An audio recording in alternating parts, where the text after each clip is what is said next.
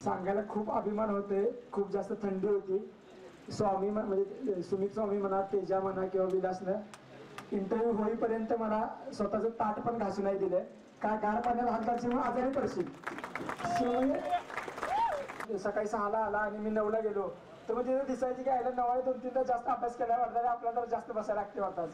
ही थोडी healthy competition होत गेली ॲक्च्युली. म्हणजे कॉम्पिटिशन असायला पाहिजे पण हेल्दी असायला पाहिजे. एकमेकांना खूप सपोर्ट पण करायचो. सांगायचं तात्पर्य हेच की माझ्या या यशाचं श्रेय माझ्या आयुष्यातले चांगले शिक्षक भेटत गेले. आयुष्याच्या प्रत्येक वळणावर त्यांनी चांगलं मार्गदर्शन केले.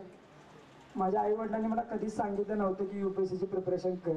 आई तर मला नेहमी म्हणायची की तू स्वतःहून ओढवून घेतलेलं संकट आहेस, बघ करायचं नाही करायचं तुझं तू ठरव. कारण आई माझी काही शाळा शिकलेली नाही आहे. पण मला असं नेहमी वाटतंय साक्षरता आणि शहाणपण याचं रिलेशन आहे का नाही माहीत नाही, पण माझ्या आईच्या बाबतीत तर अजिबातच नाही असं मला 100% आणि ठामपणे वाटतंय.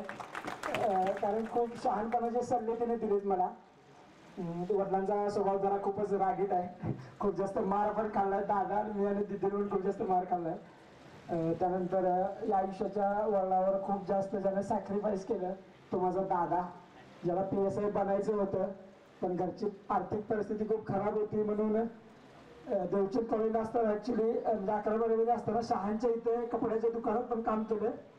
त्यानंतर निपाणीमध्ये हॉटेलमध्ये वेटर म्हणून पण काम केलं त्याने ॲक्च्युली, की का घरी पैसे कसं मागायचं म्हणून.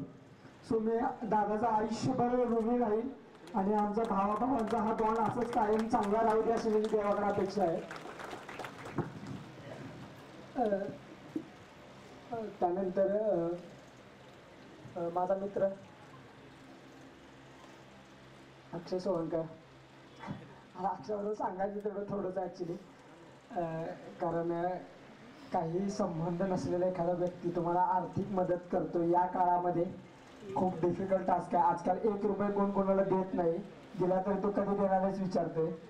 अक्षरं मला महिन्याला 3, 4, 5, 6 हजार अक्षरं पाठवलेले असले तरी वहिनी अक्षरं न सांगता मला पैसे पाठवायच्या.